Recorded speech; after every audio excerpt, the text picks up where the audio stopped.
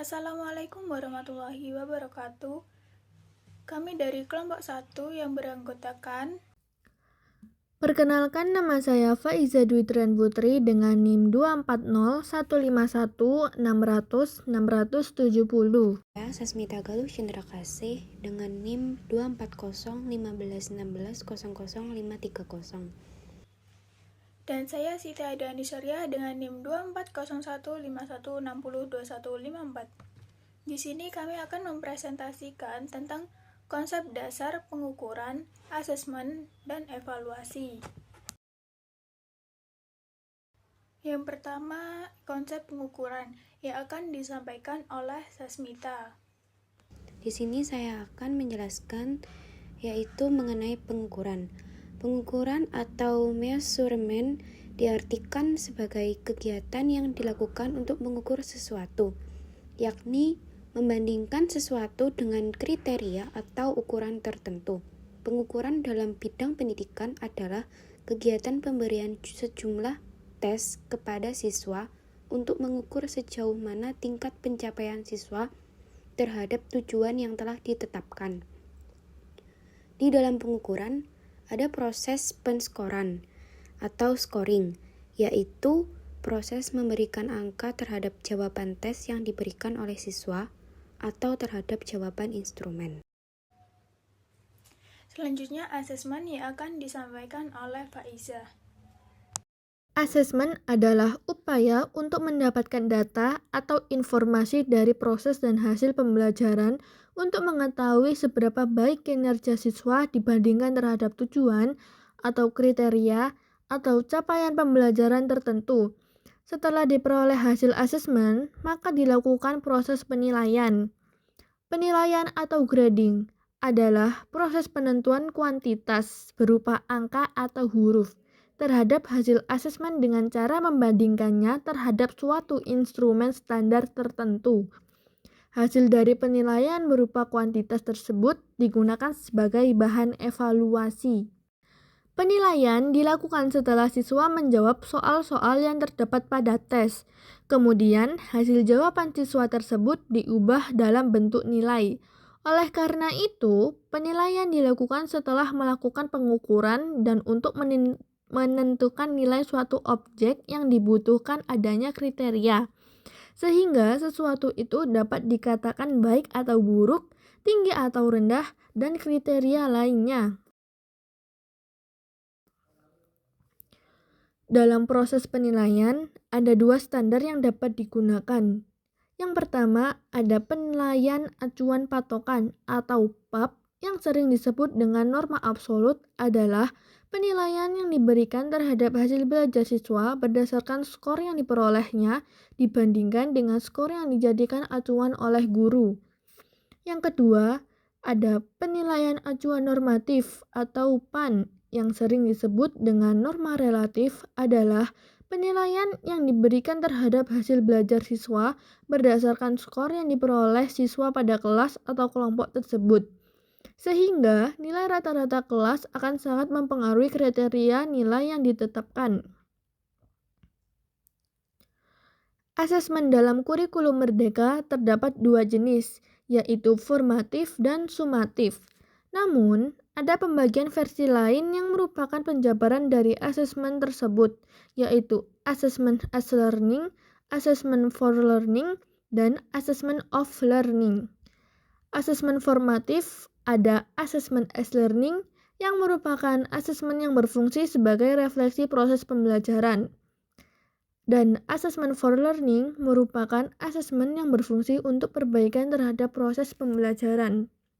Asesmen sumatif terdapat assessment of learning, merupakan asesmen yang berfungsi untuk evaluasi pada akhir proses pembelajaran. Adapun persamaan dan perbedaan dari ketiga asesmen tersebut, yaitu persamaannya sebagai asesmen terhadap suatu proses pembelajaran, dan perbedaannya asesmen as learning atau asesmen sebagai proses belajar. Kegiatan utamanya monitoring dan koreksi mandiri dalam proses belajar. Asesor kuncinya yaitu peserta didik dan tujuan utama adalah melatih dan membentuk peserta didik sebagai individu pembelajar. Assessment for learning atau asesmen untuk belajar, kegiatan utamanya informasi untuk membantu guru membuat tindak lanjut. Asesor kuncinya guru, dan tujuan utamanya adalah refleksi dan umpan balik untuk perbaikan proses pembelajaran dan performa mengajar guru. Dan yang terakhir ada assessment of learning, asesmen terhadap proses belajar.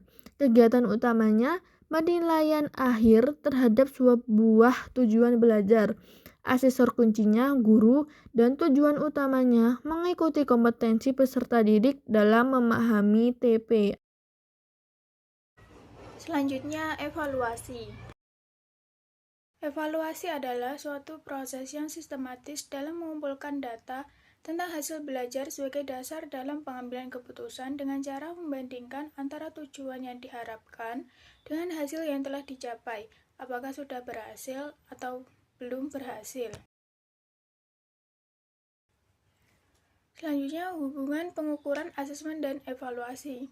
Pengukuran, asesmen, dan evaluasi memiliki keterkaitan satu sama lain, di mana pengukuran dan asesmen merupakan suatu rangkaian dari kegiatan evaluasi pendidikan. Dengan kata lain, bahwa kegiatan evaluasi tidak mungkin dapat dilakukan tanpa didukung dengan data yang diperoleh melalui kegiatan pengukuran dan asesmen. Nah, selanjutnya ada gambar hubungan antara ketiga konsep tersebut.